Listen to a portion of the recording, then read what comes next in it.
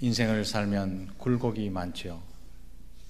좋은 일도 있고 나쁜 일도 있겠지만 인생을 네 자로 지르면 생사화복이다 그렇게 말하는데, 그 인생의 모든 생사화복은 하나님의 손, 하나님 주권 안에 있다라는 사실을 누누이 말씀하시고 가르쳐 주신, 여러 방면으로 가르쳐 주신 것이 하나님 말씀입니다. 그 방편 중에 하나가 먹는 문제지요. 인생의 근본적인 욕구, 먹는 문제. 그 먹는 문제를 통해서 하나님께서 그것을 가르쳐 주시곤 하셨습니다. 하나님은 광야에서 막 출애굽한 이스라엘 백성들에게 만나를 내려주심으로 이스라엘 백성들의 궁극적인 문제, 먹는 문제를 해결해 주셨습니다. 이와 같은 비슷한 그런 먹는 문제가 나오죠. 예수님께서 베세다 광야에서 보리떡 5개와 물고기 2마리로 먹는 문제를 해결해 주셨습니다. 이것은 먹고 배불렀다, 이게 중요한 것이 아니고요. 이 사건을 통해서 하나님께서는 인생의 근본 문제는 하나님 손에 달려 있음을 가르쳐 주시기 위해서 이 일을 행하셨다라는 것입니다. 사랑하는 성도 여러분, 하나님 중심으로 살면 인생 중에 만나는 크고 작은 문제들, 인생의 많은 굴곡들, 그 문제는 언제든지 극복될 줄로 믿습니다. 우리가 하나님 중심이냐 내 중심이냐 이 문제 때문에 문제가 크냐 작냐, 또한 문제가 극복되느냐 극복되지 못하느냐 이거지요. 하나님 중심으로 살면 문제는 자연스럽게 극복되게 되어 있다는 사실을 믿으시기를 바랍니다. 하나님께서는 그것을 깨닫게 하시기 위해서 인생의 기본 욕구인 먹는 문제를 자주 사용하시곤 하셨습니다. 애굽을 떠난 이스라엘 백성들은 홍해를 마른 땅같이 건너서 구원을 얻었다, 지난주에 살펴보았습니다. 이를 통해서 그들은 애굽과 분리를 선언하게 되었다는 말씀이지요. 홍해를 건넜다, 구원 얻었다 이 말이고, 또한 우리도 구원 얻은 이 사건을 홍해를 건넜다는 사건으로 또한 해석하고 설명하곤 합니다. 그런데 홍해를 단순히 건넜다 이게 아니고요, 그 풍요로운 땅 애굽과 분리되었다는 공식적인 선언이지요. 이게 우리의 삶과 연결되면 쉬운 일이 아니라는 것을 깨닫게 됩니다. 그 땅에 그 당시에 애굽이 어떤 땅입니까? 풍요로운 땅입니다. 세계에서 가장 힘이 센 나라가 그 당시에 애굽이었죠. 거기는 먹을 것이 있습니다. 미래가 보장되고 꿈이 보장되죠. 그런데 세계에서 가장 강력하고 풍요로운 땅, 그 땅과 분리되었다 이렇게 선언한 것은요, 그냥 내 힘으로 살아갈 수 있는 연약한 존재로 지금 광야 속에 나왔다 이 말과 똑같습니다. 우리도 세례를 받을 때, 홍해를 건널 때 세상과 분리됨을 선언하지 않습니까? 그럴 때는요, 세상과 분리되었다, 세상 속에 섞여 살면서도 돈을 의지하지 않겠다, 명예를 쫓지 않겠다, 세상 가치관을 쫓지 않겠다, 세상의 권력을 쫓지 않겠다, 완전히 세상과 분리되는 삶을 살겠다라는 공식적인 선언을 하는데 그게 쉽습니까? 결코 만만치 않지요. 이스라엘 백성은 홍해를 건넜고, 홍해를 건넌 이후에는 다시 애굽으로 돌아갈 수 없는 신분이 된 것이 공식적으로 지금 나와 있는데, 이스라엘 백성들은 살면서 애굽이 좋았다, 고기 가마솥 옆이 좋았다, 후추 냄새 맡을 때가 좋았다, 늘 옛날로 돌아가고 싶어 했죠. 우리도 마찬가지입니다. 세례를 받고 이제 세상 등지고 십자를 바라본다 결단을 하고는 세상 살기가 쉽지 않으면 그때가 좋았다, 고기 냄새 맡을 때가 좋았다, 그렇게 된 그 광야의 사람이나 우리나 비슷한 면이 많다는 거죠. 문제는 왜 그래 되냐는 것입니다. 홍해를 건너보니 유토피아가 나올 줄 알았는데, 바다 건널 때는 좋았는데 바다를 건너고 나서 푸른 초장과 실만한 물가가 나오고 황금집이 나올 줄 알았는데, 홍해를 건너보니 그들을 기다리고 있는 것은 누런 광야, 흙먼지가 나는, 흙냄새 물씬물씬 나는 아무것도 없는 광야가 그들을 기다리고 있었기 때문이죠. 애굽에는 풍요로운 땅, 먹을 것이 많았습니다. 고기 가마솥 옆에 있으면 고기 냄새, 구수한 냄새가 났습니다. 마늘 냄새도 맡을 수 있었고 후추 냄새도 맡을 수 있었는데 광야에 나오니까 음식 냄새가 나지 않습니다. 맡을 수 있는 것이라고는 흙냄새, 먼지 냄새밖에 없습니다. 유토피아가 아니잖아. 그걸 깨닫게 된 거죠. 바로 이때 하나님께서 내려주신 음식이 바로 만나였다는 사실입니다. 사랑하는 성도 여러분, 만나는 하늘에서 내려온 양식이다. 이걸로 끝나는 단순한 문제가 아닙니다. 만나가 그들 위에 내린다는 것은 하나님께서 그들을 결코 버리지 않겠다는 언약의 증표였습니다. 그들이 고기 가마솥 옆에서 노예로서 고기 냄새 맡고 후추 먹을 수 있고 마늘 먹을 수 있다. 이때는요, 신학적으로 말하면 나의 생명과 나의 번영과 나의 행복은 내 손아귀에 있습니다. 이런 불안한 미래를 꿈꿀 수밖에 없지만 그들 위에 만나가 내린다. 이 뜻은요, 나의 생명과 나의 번영과 나의 행복은 하나님 손에 있습니다 라고 말하는 언약의 증표와 똑같았습니다. 에덴 동산의 생명나무와 똑같은 거죠. 그들은 먹을 것을 걱정할 필요 없었습니다. 마실 것을 걱정할 필요 없었습니다. 미래와 행복과 번영을 위해서 다른 일을 할 필요 없었습니다. 왜냐하면 그들 위에 만나가 내려오기 때문에 하나님이 결코 그들을 포기하지 않겠다는 언약의 증표가 눈만 뜨면 보일 수 있기 때문에 에덴 동산의 그 아담보다 더 행복한 사람들이 그들이었죠. 또한 만나는 엄청난 음식이었습니다.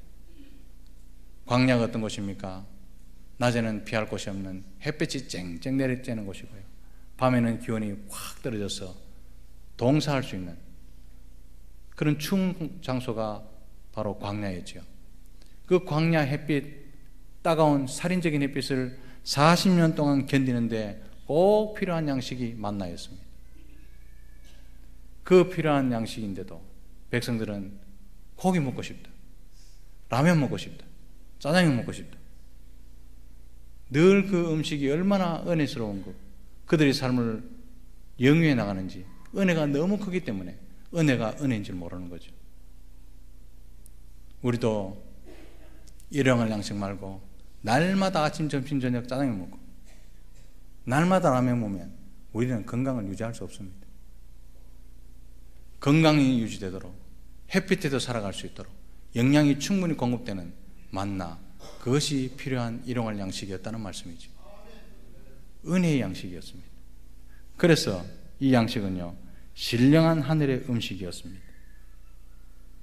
그러므로 만나를 먹었다는 것은 광야 40년 동안 매일매일 매 끼니마다 이적을 먹고 살았다는 말과 똑같은 말입니다. 이적이 자기 옆에서 펼쳐지고 너무나 큰 은혜가 펼쳐지니까 은혜를 은혜인 줄 모르는 거죠. 그들은 아마도 애굽과 분리되는 순간, 눈앞에 홍해를 건너서 광야가 확 들어오는 순간 틀림없이 무엇을 먹지, 여기서 무엇을 마시지 틀림없이 염려했을 것입니다. 그러나 실제로는 그들이 애굽과 분리되었기 때문에 하늘의 양식을 먹을 수 있었고 신령한 음료를 마실 수 있었다는 그 사실을 우리는 기억하시기를 바랍니다. 애굽에 있고 그들이 손에 먹을 것이 있고 그들이 손에 물통이 담겨져 있으면 신령한 음식과 신령한 물은 점점 멀어지는 거죠. 애국과 분리되었기 때문에 신령한 음식을 먹고 하늘 양식을 마실 수 있었다는 겁니다.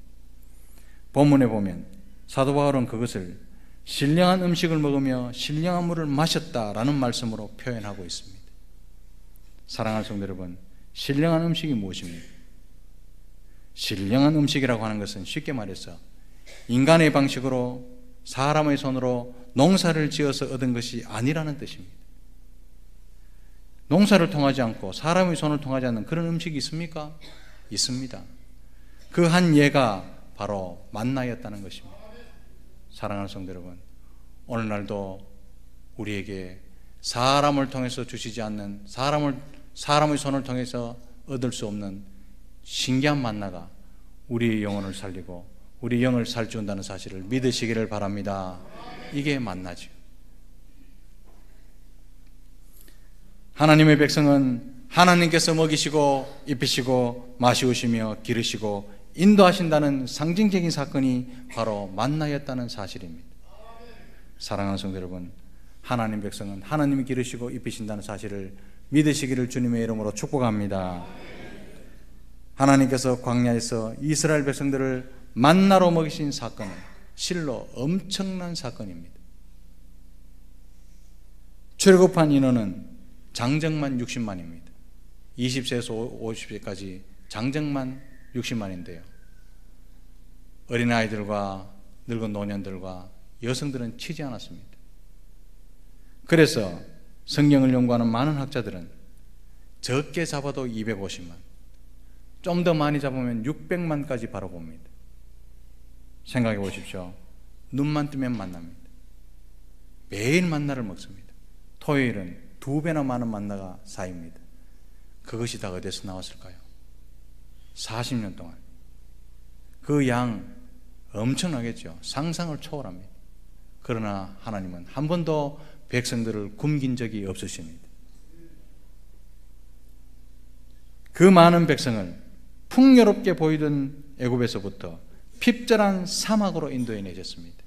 그리고 그 사막에서 사람의 손을 거치지 않은 신령한 음식과 음료로 그들의 배고픔과 갈증을 해결하신 것이요. 이스라엘 백성들은 의지할 것이 아무것도 없는 광야였기 때문에 오히려 세상에 없는 신령한 양식을 먹을 수 있었던 것입니다. 이를 통해서 이스라엘 백성들은 이 세상 말고 영원한 세계가 있음을 깨달아야 했습니다. 하늘 양식. 사람의 손을 대지 않고 우리를 먹이실 이유가 무엇일까? 생명 되신 하나님이 계시는구나. 이걸 깨달아야 했죠. 즉 다른 말로 해서 그들은 만나를 먹어봤다. 맛이 없더라. 만나를 먹어봤다. 달콤하더라. 맨날 먹어도 지치지는 않지만 맛은 없다. 이렇게 깨닫는 사실이 중요한 것이 아니고 만나를 먹고 만나를 통해서 하나님께서 살아 계신다. 이것을 체험하는 것이 중요했다는 사실이죠. 또한 하나님께서 광야에서 이스라엘 백성들을 하늘 양식으로 기르셨다는 것은 성도는 떡으로만 사는 것이 아니요 하나님의 말씀으로 살아야 된다는 것도 깨달아야 했습니다. 애굽을 떠난 이스라엘 백성들은 오직 말씀을 따라 약속의 땅으로 전진하는 일 외에는 더 이상 신경 쓸 필요도 없고 관심을 둘 필요가 없었습니다. 배가 고플 때는 그저 신령한 음식을 먹고 목이 마를 때는 반석에서 나오는 신령한 물을 마시면 되었기 때문이죠. 왜 그랬을까요? 오직 그들은 말씀을 따라 사는 새로운 생활에 매진할 수 있도록 나머지는 하나님이 채워주시기 때문에 그랬습니다. 새로운 인류, 새로운 민족, 새로운 가치관을 추구하는 새 생활의 사람들, 그 목표를 이루기 위해서 먹을 것과 마실 것을 주님께서 제공해 주셨다는 것입니다. 광야에서요, 잘 살려고 재산을 축적할 필요가 없었습니다. 광야에서 출세하려고 몸부림칠 필요가 없었습니다. 광야에서 잘나봤자 얼마나 잘났을까요? 광야에서 재산을 축적해봤자 얼마나 큰 부자가 될까요? 사랑하는 성도 여러분, 우리는 이 세상을 광야와 같다라고 말합니다. 우리가 해야 될 일은 목표를 향해서 주의 말씀에 순종해서 새로운 인류로 살아가는 그 길, 그것을 위해서 우리를 부르셨다는 사실을 기억하시기를 바랍니다. 광야와 같은 나그네의 삶에서 잘나면 얼마나 잘났을까요? 모으면 얼마나 모을 수 있을까요? 우리의 목표는 그것이 아니라는 사실을 광야 이스라엘 백성을 통해서 보여주시고 가르쳐주시고 깨닫게 하셨습니다. 사도 바울은 이 놀라운 섭리를 설명하면서 이는 그들을 따르는 신령한 반석으로부터 마셨음에 그 반석은 곧 그리스도시라 그렇게 말씀합니다. 이 말씀에서 주목할 것이 있습니다. 이스라엘 백성들이 가는 곳마다 반석이 따라다녔다 그렇게 말씀합니다. 그들이 어느 반석이 물을 낼 수 있을까? 어느 반석에서 물을 가득히 머금고 있을까? 어느 반석을 쪼개야 물이 나올까? 그게 아니었습니다. 그들이 물을 내는 반석을 찾아 나선 것이 아니었다라고 말합니다. 반대로 반석이 그들을 따라다니면서 그들이 목마를 때 마시게 하셨다는 사실을 기억하시기를 바랍니다. 사랑하는 성도 여러분, 우리가 하나님을 찾았고 우리가 하나님을 발견한 것이 아닙니다. 하나님이 어리석고 모나고 형편없는 우리를 찾아오시고 우리를 구속하셨다는 사실을 믿으시기를 바랍니다. 이게 바로 이는 그들을 따르는 신령한 반석으로부터 마셨으며 반석이 그들을 따라다녔답니다. 이게 은혜죠. 하나님께서 그의 백성들을 어떻게 책임지시는지, 하나님께서 그의 백성들을 어떻게 보호하시는지, 하나님께서 그의 백성들을 어떻게 기르시며 인도하시는지 잘 설명해 주는 말씀이, 이는 그들을 따르는 신령한 반석으로부터 마셨으며 반석이 그들을 따라다니면서 먹게 하고 입게 하고 마시게 했답니다. 사랑하는 성도 여러분, 이런 역사는 오늘 또 계속된다는 사실을 믿으시기를 바랍니다. 왜냐하면 성도는 세상과 분리되는 순간 그리스도와 연합되었기 때문입니다. 오늘 이 성찬도 마찬가지죠. 신령한 물을 내시며 이스라엘 백성들을 인도하셨던 예수님은 요한복음 6장 51절에 인간의 몸을 입고 있다 이렇게 말씀하십니다. 나는 하늘로서 내려온 산떡이니 사람이 이 떡을 먹으면 영생하리라 말씀하십니다. 예수님께서 광야에서 백성을 기르셨던 그 신령한 떡이었다, 그렇게 말씀하시는 거죠. 이는 영생의 신비는 바로 이 신령한 양식과 음료이신 예수 그리스도 안에 있다는 말씀입니다. 그러므로 이 성찬에 떡을 먹고 잔을 마신다는 것은 예수와 연합된다는 것이고, 이제 내가 사는 것은 그리스도로 말미암아 살아간다는 것이고, 내 속에 그리스도가 꽉 채워져 있다는 뜻이 바로 성찬에 참여하고 떡을 받고 잔을 마신다는 뜻입니다. 이게 빠지면 복음은 더 이상 복음이 될 수 없습니다. 내 속에 그리스도가 계시기 때문에 내가 말하는 것이 그리스도의 말이고, 내가 생각하는 것이 그리스도의 생각이고, 내가 행동하는 것이 그리스도의 행동이 될 때 우리는 그리스도와 연합했다라고 말할 수가 있는 것입니다. 그리스도가 내 속에 없을 때는 인간적인 생각, 장괴, 여러 가지 어두운 생각, 부정적인 생각, 거기에 꽉 찰 수밖에 없죠. 사랑하는 성도 여러분, 단순한 의식이 아니라 예수 그리스도를 먹고 마신다는 사실을 기억하는 성찬 예식 되시기를 주님의 크신 이름으로 축복합니다. 이 성찬 예식은 바로 영생을 주신 주님의 살과 피를 기념하는 것이고 그리스도와 연합되는 것입니다.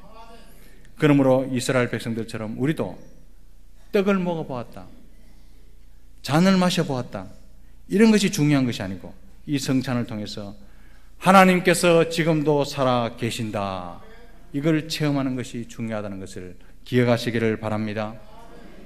또한 광야 같은 세상에서 하나님의 백성들은 떡으로만 사는 것이 아니요 하나님의 말씀으로 살아야 한다는 사실을 다시 한번 상기해야 하는 것이 성찬 예식에 참여하는 우리 귀한 성도들의 마땅한 그런 책임이요 행동이라는 사실을 기억하시기를 바랍니다.